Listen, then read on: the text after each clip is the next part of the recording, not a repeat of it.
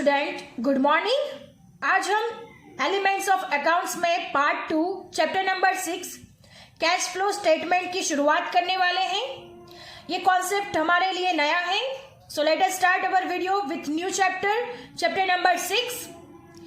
Listen it carefully. Profit and loss statement and balance sheet are included in financial accounts. We know that cash is the most liquid assets amongst all assets of the business. Cash does not give any direct or indirect return unless it is invested. Although sufficient cash is required on hand in the business for paying business dues at proper time. Therefore, the sources of cash and application of cash, both the decisions are very important in the business, and information of this is available from the cash flow statement very easily. We will study about them in this chapter. Amongst all assets of the business, cash is the most liquid asset. We all know that. सारी assets में से cash ही बहुत ही useful assets है हमारे business में और most liquid asset of our business. Cash does not give any direct or indirect return unless it is invested. Cash कोई भी डायरेक्ट और इनडायरेक्ट रिटर्न हमें नहीं देती अगर वो इन्वेस्ट नहीं की गई हो। हम एक एग्जांपल लेते हैं। हमारे पास 1 लाख रुपीज है जो कि हमारे घर में पड़े हुए हैं, बट हमें उसमें कहीं पे भी इन्वेस्ट नहीं किया है, तो वो 1 लाख के 1 लाख ही रहेंगे, उसमें और कोई रिटर्न कुछ भी मिलने वाला नहीं है। बट अगर हम उसको घर से निकाल कर कोई बैंक में या फिर शेयर में या फिर डिवेंचर में किसी भी जगह पर अगर हम लोग इन्वेस्ट कर देते हैं तो डेफिनेटली हमें रिटर्न मिलेगा और उससे हमें फायदा भी होगा। Understand? The sources of cash and application of cash, both the points are very important in the business. Sources of cash, कैसे हमारे बिजनेस में कैश आ रहा है, and application of cash, both the points are very important in the business. Next, cash flow means receipt, payment of cash and cash equivalent. There are 2 types of cash flows. हमारे पास कितने types के cash flow है? 2 types of cash flows. Cash flow, cash inflow and cash outflow. यानी business में cash आ रहा है और business से कैश जा रहा है। दोनों तरीके से कैश फ्लो हो सकता है, cash inflow and cash outflow. Now next, cash means cash on hand and bank balance. Cash का मीनिंग क्या होता है? हमारे पास कैश ऑन हैंड कितनी है और बैंक बैलेंस कितना है, उस हिसाब से हमारे पास कैश डिसाइड होती है। 3 types of activities are disclosed in cash flow statement. 3 तरह की एक्टिविटीज के बारे में हम इस चैप्टर में पढ़ने वाले हैं। फर्स्ट है ऑपरेटिंग एक्टिविटीज, नेक्स्ट है investing activities and third one है फाइनेंशियल एक्टिविटीज। ये तीनों 3 एक्टिविटीज के सम्स इस चैप्टर में हम लोग करने वाले हैं। First operating activities, second investing activities and third one financing activities. Students, operating activities में क्या इंक्लूड होता है? What is the meaning of operating activities? So listen it carefully students. Operating activities means main activities of business to earn income which are neither investing activities nor financing activities। यानी ऐसी activities होती है जो business में income earn करती है, जो investing activities में भी इंक्लूड नहीं होती और फाइनेंसिंग एक्टिविटीज में भी इंक्लूड नहीं होती, वो सिर्फ ऑपरेटिंग एक्टिविटीज में ही इंक्लूड होती है। नेक्स्ट है investing activities. Investing activities means purchase and sale of long-term assets and other investment. Investment में क्या होगा? तो purchase and sale of long-term assets and other investments. Next है financing activities. Financing activities means change in owner's capital and borrowed capital. इसमें finance के बारे में related होगा, यानी फाइनेंसिंग एक्टिविटीज में किसका किसका इंक्लूड हो सकता है? तो owners capital and borrowed capital. तो ये तीनों 3 एक्टिविटीज के हम लोग सम करने वाले हैं। और इसमें कौन कौन सी एक्टिविटीज इंक्लूड होती है वो भी हम बाद में सीखेंगे। हम उसका मीनिंग देख लेते हैं सबसे पहले। Operating activities means main activities of business to earn income which are neither investing activities nor financing activities. Understand, जो इनकम अर्न करता है उसे क्या कहते हैं, ऑपरेटिंग एक्टिविटीज, जो कि इन्वेस्टिंग एक्टिविटीज भी नहीं है और फाइनेंस भी एक्टिविटीज नहीं है। नेक्स्ट है investing activities means purchase sales of long term assets and other investments. Long term assets और अदर इन्वेस्टमेंट को अगर हम परचेज और सेल करते हैं तो वो कौन सी एक्टिविटी कही जाएगी, इन्वेस्टिंग एक्टिविटीज। नेक्स्ट है financing activities. Financing activities means change in owners capital and borrowed capital, यानी ओनर्स की कैपिटल में क्या चेंज हो रहा है और बोरोड कैपिटल में क्या चेंज हो रहा है, उसको क्या कहा जाएगा, financing activities. Understand. Now moving to the next point. तो सबसे पहले हम ऑपरेटिंग एक्टिविटीज में कौन कौन सी एक्टिविटीज आ सकती है वो हम देखेंगे। So look at here student and listen it carefully. Salary, wages, bonus to workers, employees welfare expense etc are always included in operating activities.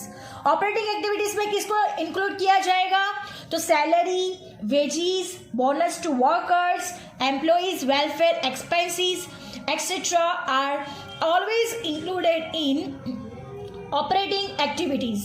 Understand? Next है purchase of fixed non-current assets. यहाँ पे fix asset का purchase किया जाता है, non current asset को include किया जाता नहीं है। Purchase of fixed assets are always considered as investing activities because वो लॉन्ग टर्म के लिए होती है, दैट्स वाई उसको इन्वेस्टिंग एक्टिविटीज में इंक्लूड किया जाता है। Example, purchase of patent, purchase of machinery या फिर परचेज ऑफ फिक्स असेट्स भी ले सकते हो, परचेज ऑफ प्लांट ले सकते हो, परचेज ऑफ लैंड ले सकते हो। तो ये सब किस में आएगा, इन्वेस्टिंग एक्टिविटीज में आएगा। अंडरस्टैंड। नेक्स्ट है dividend paid on share capital transaction is linked with capital thus consider as financial activity. Financing activities में हमने देखा कि ओनर्स कैपिटल और बोरोड कैपिटल पे डिपेंड होती है, तो यहाँ पे लिखा गया है dividend paid on share capital transaction is linked with the capital, वो कैपिटल से लिंक होती है, दस कंसिडर एज फाइनेंसिंग एक्टिविटी, तो उसको क्या कहा जाएगा, फाइनेंसिंग एक्टिविटी कहा जाएगा। अंडरस्टैंड। तो आपको पता चल गया होगा कि ऑपरेटिंग एक्टिविटीज में क्या होता है, देन इन्वेस्टिंग एक्टिविटीज में क्या क्या इंक्लूड होता है और फिर फाइनेंसिंग एक्टिविटीज में क्या क्या इंक्लूड होता है। आपको क्वेश्चन में सब कुछ दिया होगा, आपको क्वेश्चन में दिया गया होगा कि आपको कौन सी एक्टिविटीज फाइंड करनी है। अगर आपको ऑपरेटिंग एक्टिविटीज कहा जाए तो ऑपरेटिंग एक्टिविटीज से आपको सम काउंट करना है, अगर इन्वेस्टिंग से कहा जाए तो इन्वेस्टिंग एक्टिविटीज से सम काउंट करना है, और अगर फाइनेंसिंग एक्टिविटी से कहा जाए तो आपको फाइनेंसिंग एक्टिविटी से सम काउंट करना होगा। Now moving to the next. Next है in payment of instalment of hire purchase payment towards principal is considered as investing activity while interest payment is considered as financing activity. Students, in the payment of installment of hire purchase, payment towards principal is considered as investing activities, यानी investing activities में उसको include किया जाएगा। जब हम interest payment करेंगे तो उसको किसमें कंसिडर करेंगे, फाइनेंसिंग एक्टिविटीज में। Transaction of cash deposited with bank और cash withdrawn from bank is cash transaction but not considered as cash inflow or outflow. Again, transaction of cash deposited with bank और cash withdrawn from bank, अगर हमने cash deposit की है bank में और cash withdraw किया है from the bank और कैश में ही किया है तो ये कैश ट्रांजेक्शन हुआ, but not consider as cash flow और आउटफ्लो। इसको कंसिडर नहीं किया जाएगा कैश इनफ्लो में और कैश आउटफ्लो में। Then next, the cash flow from operating activities means the cash flow generated from the day-to-day transaction of business entity, यानी the cash flow from operating activities का meaning है the cash flow generated from the day to day transaction, यानी day to day के जो transaction होते हैं हमारे business में उससे जनरेट होती है, जिसको क्या कहा जाता है, operating activities. right? The cash flow from operating activities means the cash flow generated from the day-to-day transaction of business entity. दो रिलेशन है, एक तो रिवर्स रिलेशन है एंड स्ट्रेट रिलेशन है. अब हम दोनों रिलेशन सीखेंगे. So look at here student, reverse relation, when increases in current assets then decreases in cash. Student ये कैसे होगा? अगर करंट असेट में इंक्रीज होगा, इसका मतलब है अगर हम करंट असेट को बाय करेंगे तो हमारे पास करंट असेट्स आएगा और इसके बदले में हम लोग उसको क्या देंगे? कैश देंगे. तो यहाँ पे क्या हो जाएगा? कैश डिक्रीज होगी. अंडरस्टैंड? तो ये क्या हो गया? Reverse relation. इसका मीनिंग है हमारे पास करंट असेट इंक्रीज हुई है और उसके सामने कैश क्या हुआ है? डिक्रीज हुआ है. Understand? Then next, when decreases in current assets, यानी अगर हमने कोई करंट असेट को बेच दिया है या फिर डिक्रीज किया हुआ है या तो फिर उसमें डिक्रीज होता है. देन इंक्रीज इन कैश, अगर हम कोई असेट्स को बेचते हैं तो असेट्स हमारे सेलिंग में होता है तो वो सेल होता है तो उसके बदले में हमें क्या मिलेगा? कैश मिलेगा. तो हमारी कैश क्या हो जाएगी? इंक्रीज हो जाएगी. तो ये कौन सा रिलेशन हुआ? Reverse relation. यानी again, when increases is current assets then decreases in cash, when decreases in current assets then increases in cash. Now next, straight relation, when increases in current liabilities then increases in cash. अगर liabilities में increase होगा तो cash में भी क्या होगा? Increase होगा. Understand? अगर हमारी लाइबिलिटीज बढ़ती है तो हमारा कैश भी क्या होता है? बढ़ता है. When decreases in current liabilities, अगर हमारी करंट लाइबिलिटीज कम होती है तो हमारा कैश भी क्या होगा? डिक्रीज होगा. Understand? So when decreases in current liabilities then decreases in cash. Again reverse relation, when increases in current assets then decreases in cash, when decreases in current assets then increases in cash. Straight relation, when increases in current liabilities then increases in cash, when decreases in current liabilities then decreases in cash. So students, ये तो relation हो गए. Now moving to the next point. Next topic है useful transaction for preparing cash flow statement. आज हम कुछ transaction के बारे में पढ़ने वाले हैं, कल दूसरे ट्रांजैक्शन के बारे में पढ़ेंगे. तो सबसे पहले है purchase of raw material. So students, purchase of raw material ये कौन सी एक्टिविटी हुई? Operating activity. आपको ये याद रखना है कि ये ट्रांजैक्शन किसको रिलेट करता है. So purchase of raw material operating activity, cash outflow, क्योंकि हमने परचेस किया है तो पैसा जाएगा. That's why cash outflow. Cash हमारे पास से क्या होगी? जाएगी. उसके बदले में हम लोग क्या परचेस कर रहे हैं? Purchase of raw material. Understand? Next है factory expense, manufacturing expense. Operating activity में इंक्लूड किया जाएगा और कैश आउटफ्लो होगा. अंडरस्टैंड? बिकॉज हमने एक्सपेंसेस किए हैं तो कैश हमारे पास से क्या होगा? जाएगा. यहाँ पर आपको यही देखना है कि कैश हमारा इनफ्लो हो रहा है या फिर कैश हमारा आउटफ्लो हो रहा है. अंडरस्टैंड? कोई भी एक्सपेंस होगा तो डेफिनेटली कैश आउटफ्लो ही होगा. नेक्स्ट है sales distribution expense. Operating activity में इंक्लूडेड है और इसका क्या होगा? Cash outflow.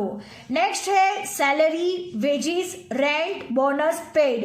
पेड है मतलब कैश आउटफ्लो है और जिसका इंक्लूड होगा ऑपरेटिंग एक्टिविटी में and cash outflow. Understand? Next है payment to creditors, paid for bills payables, यानी पेमेंट किया हुआ है, इसका इंक्लूड भी होगा ऑपरेटिंग एक्टिविटीज में और ये क्या हो जाएगा? Cash outflow. Income tax paid, ये भी पेड किया हुआ है तो ये भी डेफिनेटली कैश आउटफ्लो है. वो किस में इंक्लूड होगा? ऑपरेटिंग एक्टिविटीज में और कैश आउटफ्लो होगा. नेक्स्ट है कमीशन रिसीव्ड, यानी यहाँ पर हमें क्या हुआ है? कमीशन रिसीव हुआ है यानी मिला है, यानी हमारे पास कैश आई है यानी कैश इनफ्लो हुआ है. तो ये भी किस में इंक्लूड होगा? Operating activity and cash inflow. Amount received from debtors, bills, receivables.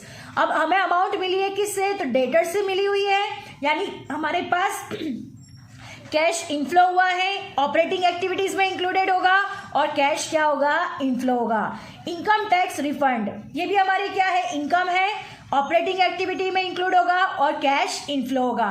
So student, these are the various transaction which are included in operating activity. और कैसे हो रहा है, तो कैश आउटफ्लो, अगर कोई भी एक्सपेंस हो तो कैश आउटफ्लो, अगर कोई भी इनकम हो तो कैश इनफ्लो होगा। अंडरस्टैंड? सो स्टूडेंट, आज के लिए बस इतना ही। I hope you understand it very well. आपको आज का लेक्चर पसंद आया होगा, समझ में आया होगा। Thank you students.